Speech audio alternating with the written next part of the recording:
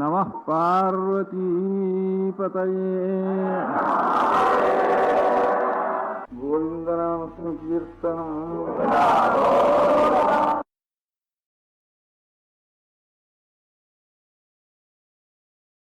कावेरी तटशोभिरंगनगर प्राग्भागजम्बूतरु प्रान्तोद्यन्मणि सद्मनि स्थितमधः जम्बूतरोस्थायिनः लूते भार्चितरङ्गनाथ वरदं भक्त्याखिलाण्डेश्वरी पूजा निर्मित सज्जलाकृतिधरं श्रीजम्बुनाथं भजे श्रुतिस्मृतिपुराणानाम् आलयं करुणालयं नमामि भगवत्पादं शंकरं लोकशंकरं श्रीमत्क्षीरतरंगिणी तटगते पुण्ये विरिञ्चे पुरे नित्यं सन्निहितं किला कलयितुं क्षीराभिषेकादरं श्रीगारुत्मतवल्लिका सहचरं मार्गे सहायं नृणां श्रीमद्दीक्षितविप्रदैवतवरं संचिन्तये शंकरम्.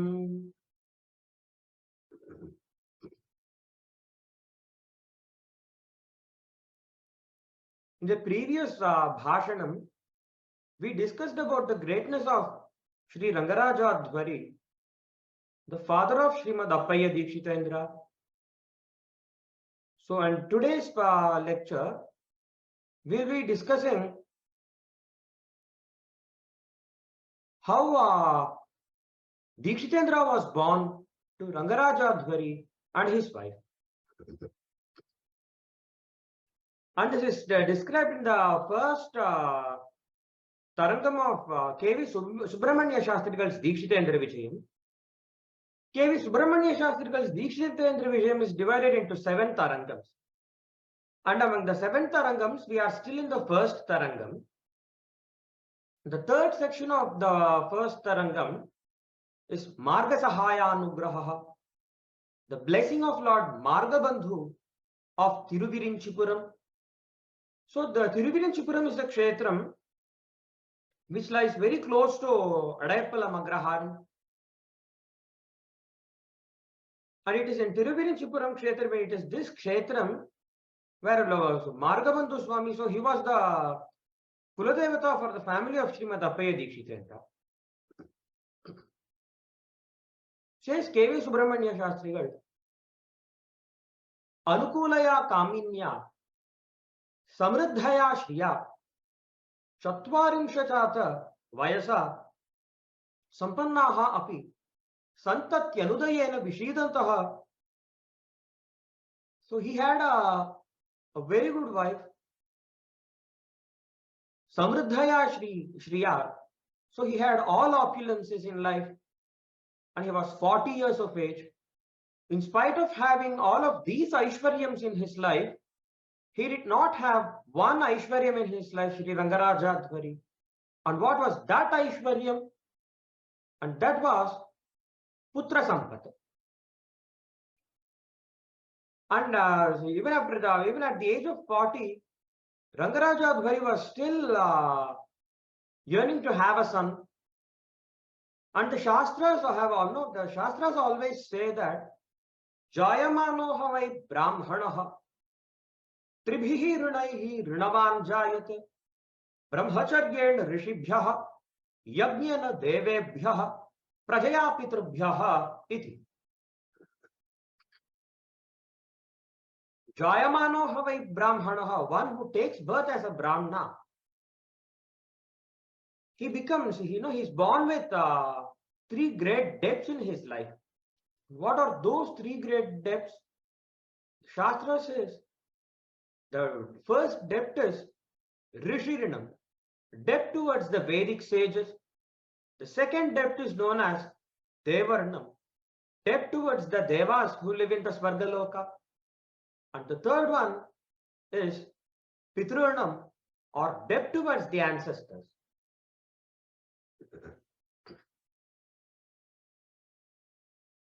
So a Brahmana who has all of these 3 depths, so he's not eligible to take sannyasam, he's not eligible for moksha.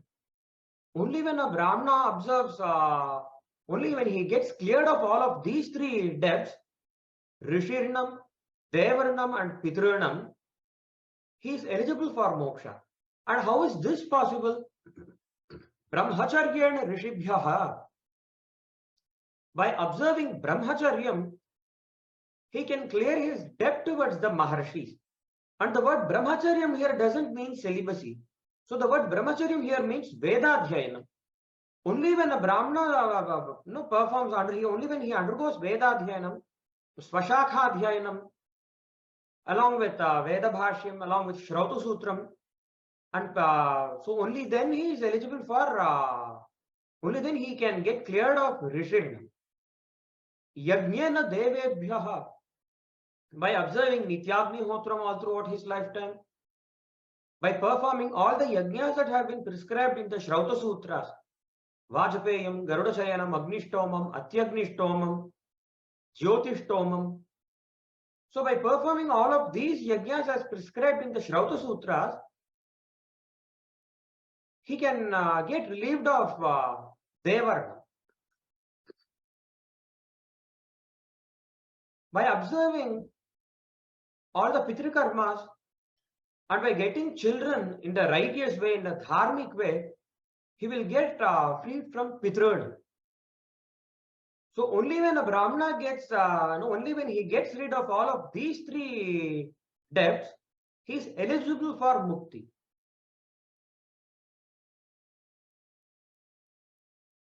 And there is a shloka, Anadhityakhilan Vedan, Anishtvai Vakhilan Suran, Anutpati Sutan Vipraha, Nasanyasitumarhati. Anadhitya Akhilan Vedan, without studying all the Vedas. So in multiple lifetimes he has to undergo the study of all the Vedas, all the Veda, the shakhas of all the Vedas in multiple lifetimes. Anishtvaiva Akhilan Suran, he has to satisfy all the devatas who live in the Swargaloka by performing innumerable Shrauta karmas in multiple lifetimes. Anutpati Sutan Vipraha, he is supposed to get children in the righteous way. If a Brahmana fails to do even any one of these three things, he is not eligible for sannyasa. Nasanyasitumarhati says Shastram.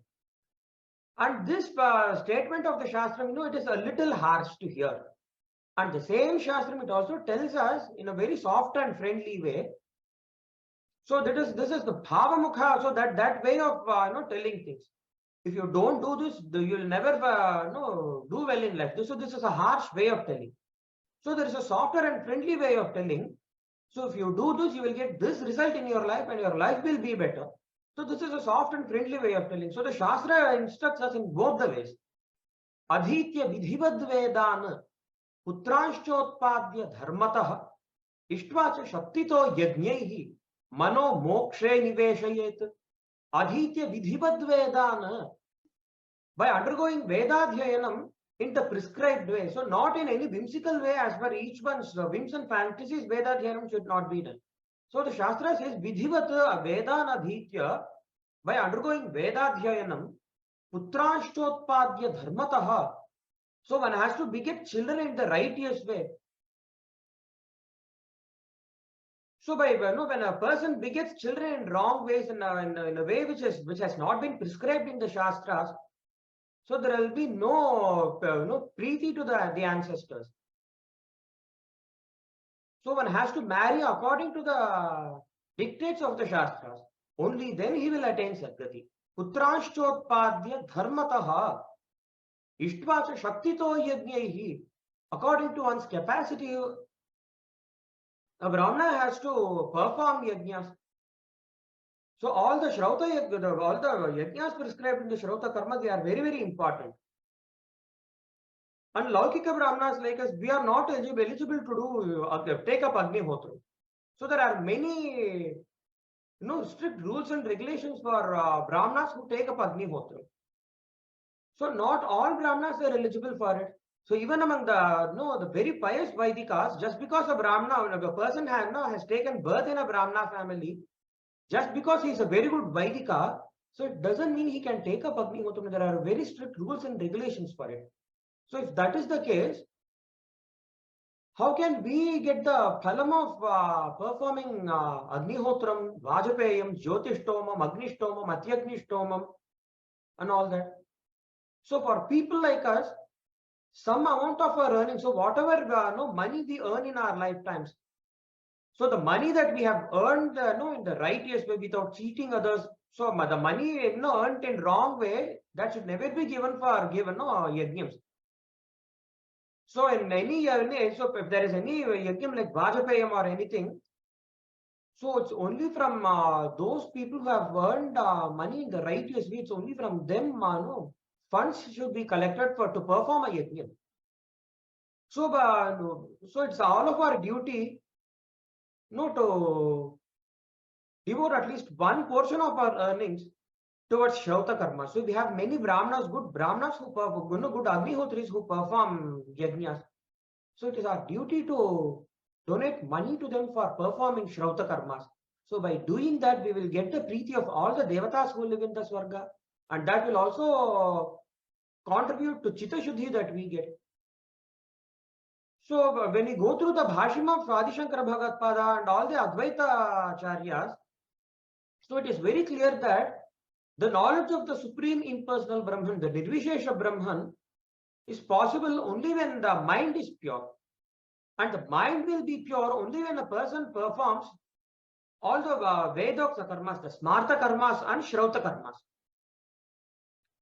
Smarta karmas or Vedokta Daihika karmas, those Vaidika karmas that that are connected to the physical body.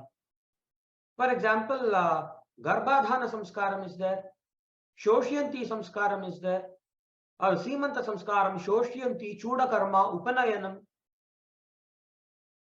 and then Vivaha Samskaram is there. So all of these again, Antyeshti, Shraddham and all that. So all of these karmas are connected to the physical body.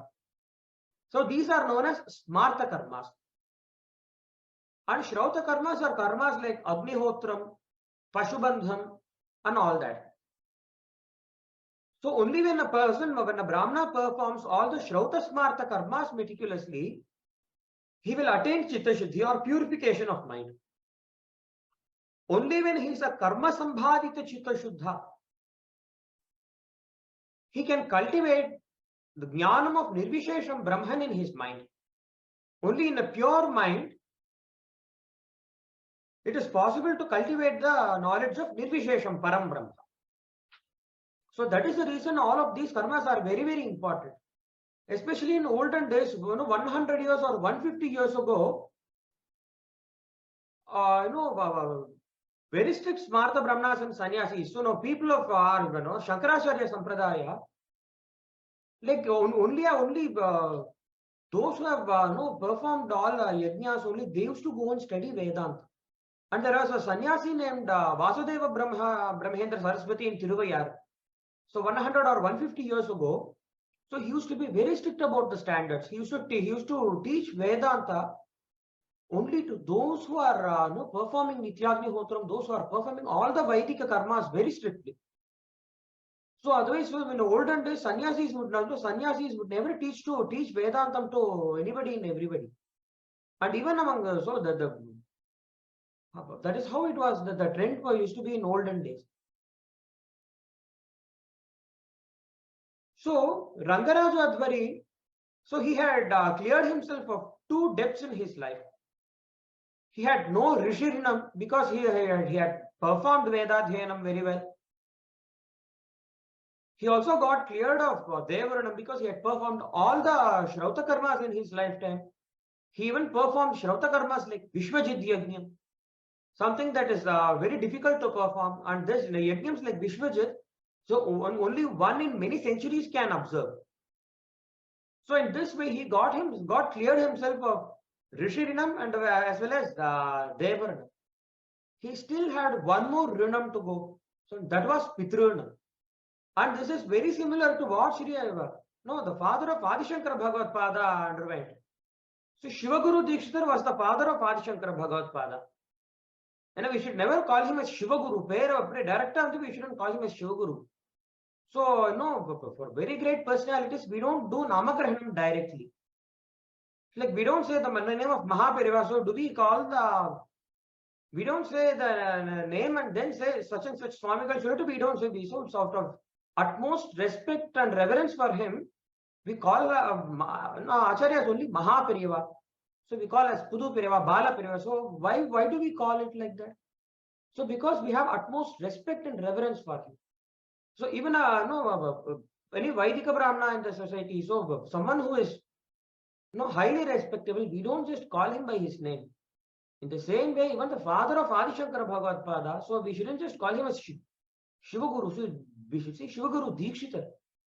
Because Shivaguru Dikshitendra was a Nityagnihotra, he performed all the yajnas in his lifetime. So we should say that Bhagavad-pada was the son of Shivaguru Dikshitendra and Aryamba. So during his lifetime also, Shivaguru Dikshitendra, he had the same thing.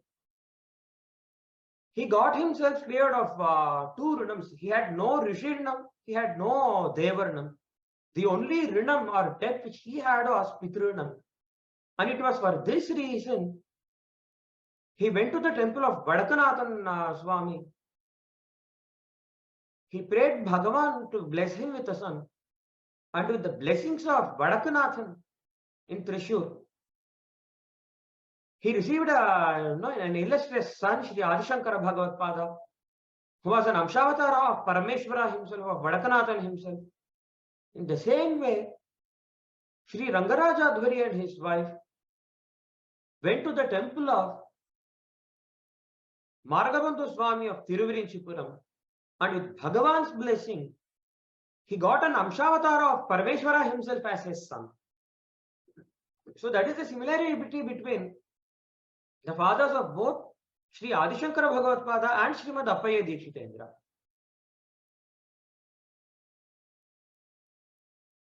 And says Subramanya Shastrigal, Pitrunat Atmanam Mochayitu Kamaha Kuladaivatam Marakatavalli Janim Margasahayeshwaram Aradhayitum Virinchipuramasedu. To release himself from the Pitrunam or debt towards the ancestors, Kuladaivatam Markatavalli Janim, the Lord of Markatavalli, Sri Margasahayeshwara, who was the Lord of Markatavalli, who was the Kuladevata of Sri Rangarajadhvari. So he went to the temple of his Kuladevata and observed a vratam for 1 month in Margabandhu Swami's temple.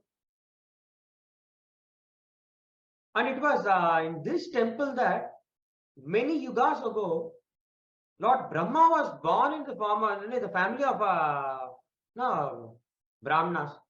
Yatra hi kshetrottame mithyavachana janti shivaparadha vidhunanaya labdha prasute hai balabhavam asthitasya archakasya virincheh krite dayakaraha margabandhu svottamangam namayamasa.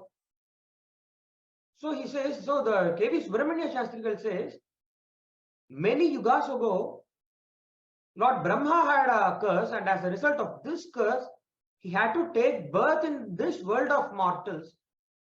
And he took birth in the family of Brahmanas who performed puja in a Shiva temple.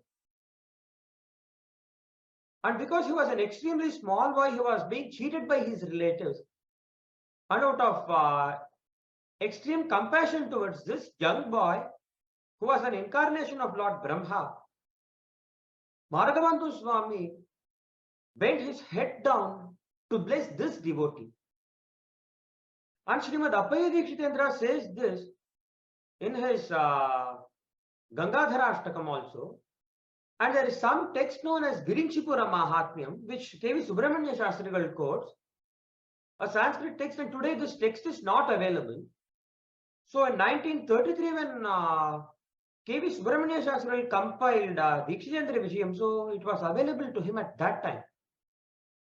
And he says, Tasmai Dayanidhir Devaha Chandra Gangormi Shitalam Namayamasa Balaya Maulim Balen Dushekharaha Brahmavishwadi Kotira Nirajita Padambujam Kotiram Namayamasa Bhakta Anugraha Kamyaya. So there was a young boy who was an incarnation of Brahmadeva himself. He lost his father at a very early age. So when he was 1.5 or 2 years old, he lost his father. So it was long before he had his Upanyanam, he lost his father. And his father was the Archaka and the Shiva temple, which was owned by a family. And with the passing away of the father of this young boy, the relatives, so they started, they wanted to grab the position of his father. And they wanted to take control of the temple and become the Archakas of the temple. And when things went on very badly, so he said he wanted to get his Upanayanam done. And all the family members and relatives, they were not ready to do his Upanayanam because he was of very tender age. And a Brahmana who has not done, a very small boy cannot do puja in Sannidhi. And without having Upanayanam, a Brahmana Vatu cannot enter into the Sannidhi of Bhagavan and do puja. So as a result of this, the relatives of this boy, so they started grabbing the temple rights and a lot of other things from him. And he had no other go, so he just cried out to the Lord. And Bhagavan and Parameshwara, he appeared himself in the form of a very old Brahmana. And he performed the Upanayanam and Brahmopadesham to this young boy who was not even 5 years old.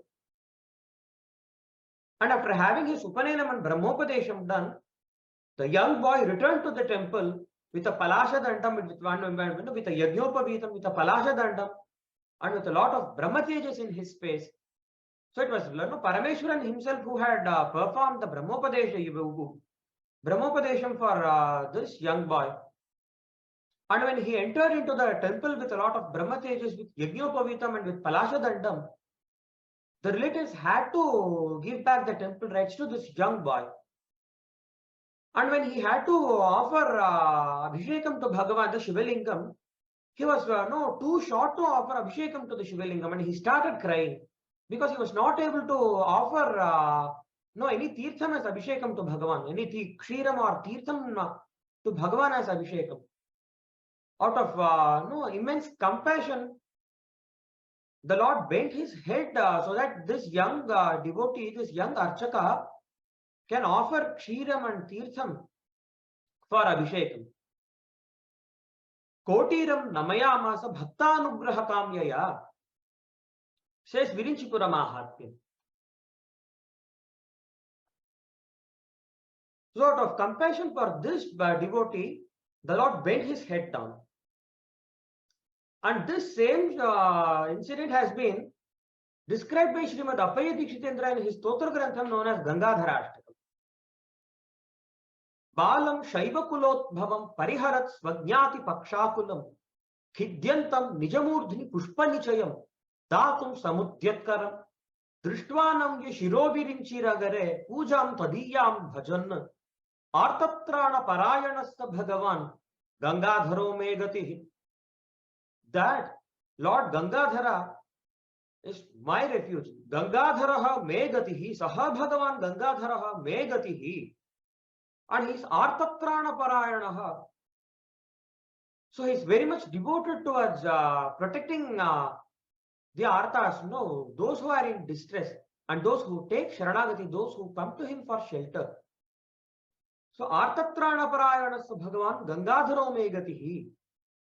And Balam Shaivakulotbhavam, a very young boy who was born in a family of Shivarchakas, Pariharat Svajnati Pakshakulam, Pariharantaha, so his Jnati, Jnati Jana, so they themselves wanted to grab him of his rights. Tesham Pakshaihi Akulha, so one who was disturbed by their groups. And Khidyantam, he was extremely distressed. And he was Nijamurdhini Pushpanichayam Datum Samudyatkaram. He was only trying to offer Pushpam at the head of Bhagavan's of Shivalingam. He was only trying to offer Kshiram and Tirtham as Abhishekam. He was not able to offer Kshiram or Tirtham as Abhishekam. He wanted to offer Pushpam, but he was not able. He was not able to offer it because of his height. And Drishtvanamye Shirovirinchi Ragare. On seeing this young boy, Ana Shiraha Anami, he bent his head down. Tadiyam Pujam Bhajan, he accepted the puja of this young Vatu. Virinchi Ramya Nagare. In the resplendent town of Thiruvirinchipuram. So Bhagavan accepted his puja, and that Lord Bhagavan, that Bhagavan Gangadhara is my refuge. Artatrana Parayanasa Bhagavan Gangadharo me gatihi.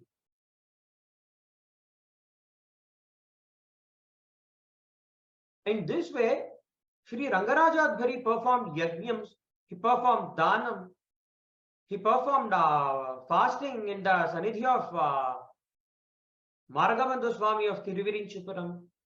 And in this way, as a result of all of this, the Lord was extremely pleased with him. And with an Asharirini Vani, Bhagavan spoke to him, Hey Vatsa, oh child, Ma Bishida, don't be worried about anything. Satvarameva, Chidambaram Natarajam Aradhaya. Go to Chidambaram Kshetram immediately and worship Lord Nataraja there. Tatra Tadrupena tava vanchitam purayishyami.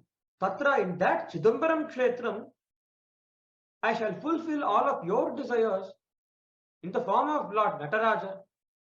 Iti ashariranya gairvanya vanyatam bodhayamasa. So the word asharirini means a disembodied voice. It was just a voice which had no physical form. So in this way, Bhagavan spoke to him.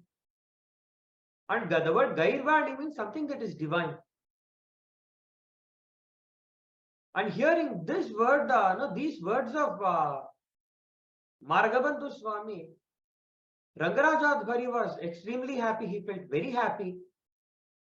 And he left for Chidambaram Kshetram immediately. And the moment he stepped into Chidambaram Kshetram along with his wife, all the sinful karmas that had been impeding his putra prapti, so all of those sinful karmas got destroyed immediately. And he stayed in Chidambaram Kshetram for 5 to 6 years. And there is a place known as Jnana Prakasham in Chidambaram. So once upon a time, so it was in Jnana Prakasham that Sri Rangarajadhari lived. So it was his house in Chidambaram was in Jnana Prakasham. And later on in his lifetime, during the last 10 to 12 years of his lifetime, Dikshitendra settled down in Chidambaram. And it was in the same house in Jnana Prakasham. And it is very unfortunate that today this Jnana Prakasham today is a slum. 3 to 4 years ago, I had gone to Chidambaram and I was asking the people there, all the Dikshitas there, where is Jnana Prakasham? I feel like visiting this place, Jnana Prakasham. And on hearing that, everyone said, Jnana Prakasham, what are you going to do there in Jnana Prakasham? Although it is a slum, what are you going to do there in Jnana Prakasham? And I was shocked to hear that. Okay, so after hearing that, I just wanted to know what it is and where it is. So when I went to when I went out of the temple and asked the people there, like later mailing kiyum paatha enna anga enna sami ungalku vela jnana prakashathukku edukku poringa neenga அப்படின்ட்டு அப்புறமா when I went there, I felt it was so disheartening to see that today no place that is of historical importance to the smartas, to followers of Adi Shankara Acharya, also it is in such a pitiable condition today. No great works in Advaita Vedanta like Kalpataru Parimala Vyakaranam, Jaya Rakshamni, Shastra Siddhanta Lesha Sangraham.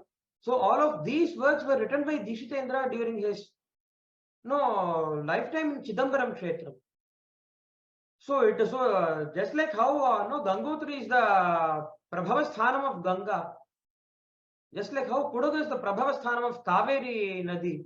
So in the same way, this Jnana Prakasham, so that is the place of origin of many Advaitic texts, many magna opera in Advaita Vedanta like Nyaya Rakshamani, Kalpataru Parimalam, Shastra Siddhanta Lesha Sangraha. And it is so sad that we have not preserved our the places of importance in our sampradaya. And it was in this place known as Jnana Prakasham, Sri Rangarajadhvari lived, and every day he used to take snanam in Shivaganga Tirtha. And after having snanam 3 times a day, he used to worship Shivakami Devi and Nataraja. And after 5 to 6 years, so one morning he had gone to the temple of Nataraja for darshanam. So the Lord appeared himself in the form of a Tillai Dikshita, and he had a golden patram which was full of jambu phalas parasa, so the juice of jambu fruit. And he came towards Rangarajadhvari and he handed over the golden vessel full of jambu phalas parasa, and he said, "Give this to your wife, and this is my own prasadam. So if you give this to your wife and if she drinks this as my prasadam, so you and your wife will get one son who is an Amshavatar of my own self. So a plenary portion of mine will take birth as your son. The first son of yours is going to be my Amshavatara. After the birth of that son, you will be blessed with another son and another daughter." And saying this, the Brahmana disappeared from sight all of a sudden. And only then Rangarajadhvari realized that it was not a Tillai Brahmana, it was not a Tillai Brahmana, a Tillai Dikshita.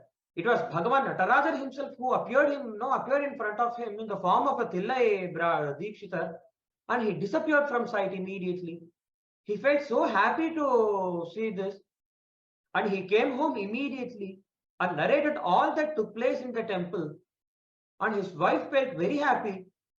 And the Pativrata of Sri Rangarajadhvari consumed the prasadam of Swami Nataraja, and with the blessings of Nataraja, after 10 months, Rangarajadhvari and his wife, both of them were blessed with a son. And this son was named as Vinayaka Subramanya Sharma. And this Vinayaka Subramanya Sharma is none other than our Srimad Appayya Dikshitendra. So that is the glory of Srimad Appayya Dikshitendra's avatara. So it is not a mere birth, so it was an avatara. Dikshitendra was an avatara Purusha.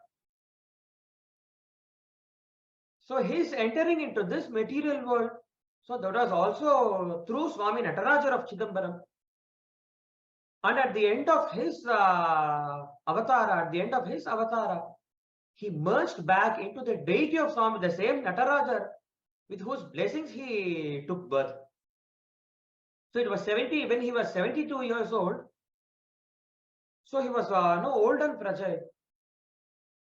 He stood in front of Swami Nataraja and he recited 1.5 shloka. And at the end of 1.5 shloka, when he recited the last portion of the two quarters of the second shloka, a bright effulgence emanated from the murti of Swami Nataraja. And on seeing that, he entered into the Garbhagraham of Swami Nataraja. So there are few steps that lead into the Garbhagraham. So on the right side, we have the Sannidhi of Nataraja. In the middle, we have the Sannidhi of Shivalingam. And in the left, we have an empty Sannidhi. So the right Sannidhi denotes Saguna Brahma. The middle one denotes a Mishranam of Saguna and Nirguna Brahma. And the left Sannidhi, which is known as Chidambara Rahasyam, which denotes Nirgunam Param Brahma. So Dikshitendra entered into the Garbhagraham, and bright effulgence emanated from the murti of Swami Nataraja, and it started growing bigger and bigger. And when Dikshitendra entered into the Garbhagraham towards the murti of Nataraja, his physical body started becoming one with that effulgence. And it started becoming an effulgence. And later on, the devotees who were standing there, they could not see anything, and all that they could see was only a very bright jyotis or effulgence.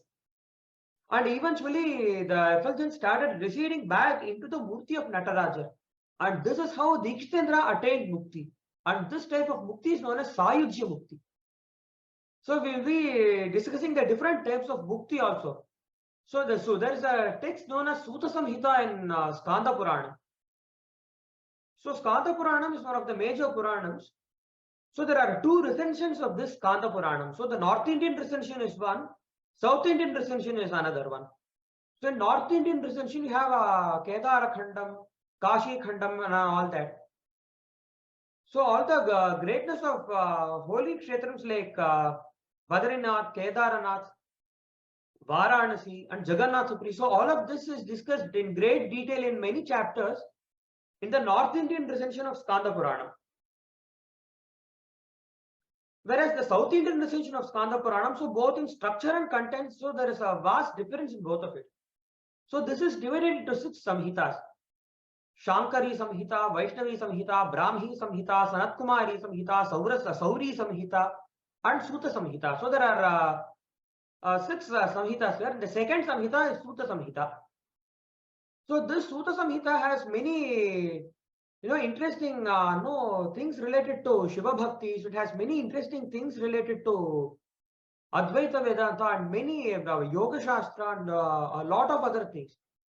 So in this Suta Samhita, so there is one Mukti Kandam. So there are different types of Mukti have been explained in great detail. So there in Mukti Kandam, so there is one type of Mukti known as Sahyajya Mukti. So this is described. And Dikshitendra obtained Sahyajya Mukti at the end of his lifetime. So his avatar was also from the same Lord Nataraja. And his Tirobhava was also into the same Swami Nataraja, Sahyajya Mukti. So just like how Meera merged into the deity of Swami Dwarkanatha, just like Andal merged into the deity of Swami Ranganatha, just like Nandana merged into the deity of Swami Nataraja and Chidambaram, Dikshitendra merged into the deity of Swami Nataraja and Chidambaram Kshetra.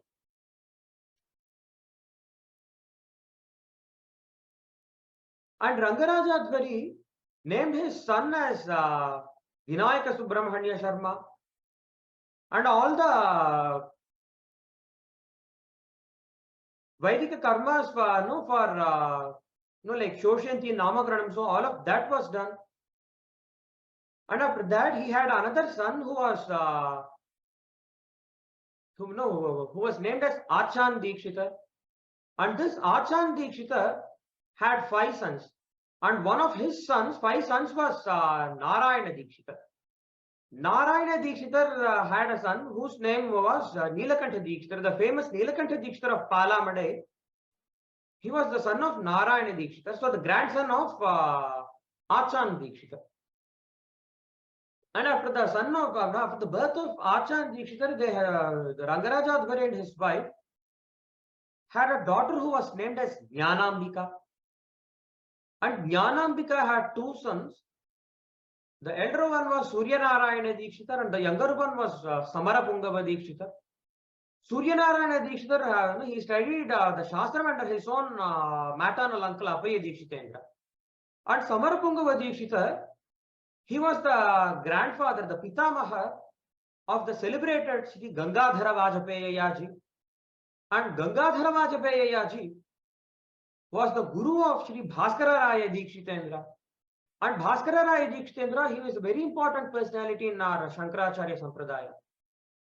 So people know of him as the author of Bhashyam Lalita Sahasranama Stotram.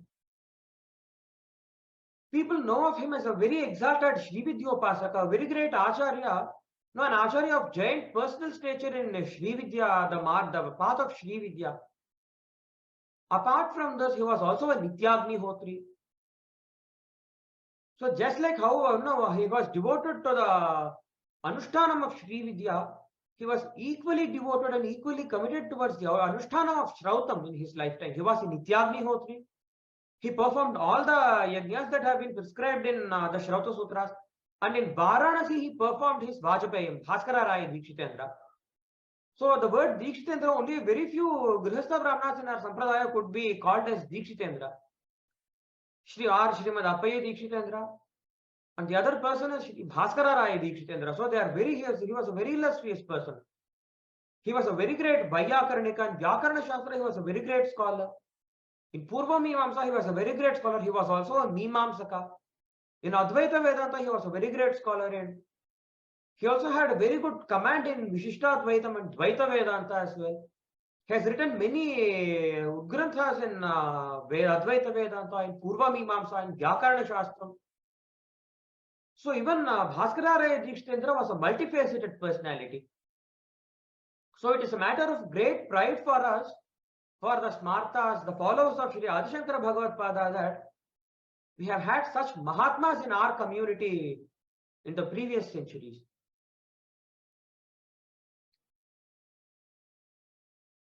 So this is about the family of Sri Rangarajadhari. His eldest son was Vinayaka Subramanya Sharma, who is Srimad Appayya Dikshitendra.